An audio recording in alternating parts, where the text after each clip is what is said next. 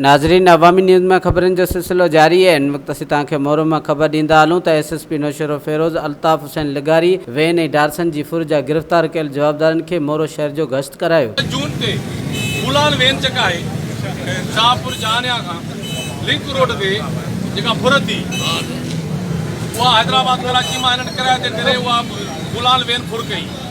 उन्ही में ही माछी ही जेको आहे हितां जो ही माछी आहे, ही माछी आहे लाड़काणे जो, ही वरितो इंटारोगेशन पुछां, ही माछी ही रिंदा आहे कोटा जो जूणे जो आहे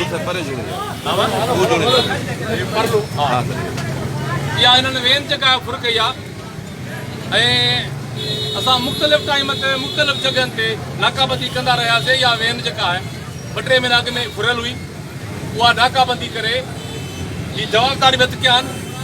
इहो पहिरियों दफ़ो थियो आहे ऐं अवाम जे अॻियां पब्लिक जे अॻियां हिननि खे असां पेश कयो आहे सभिनी खे। ऐं इंशाअल्लाह ज़िले नौशर फ़िरोज़ में तालके मोरे में जेको बि बदमाश हूंदो वो हीअं सरेआम ईंदो, इंशाअल्लाह सरेआम ईंदो, सभिनी खे अॻियां सरेआम ईंदो।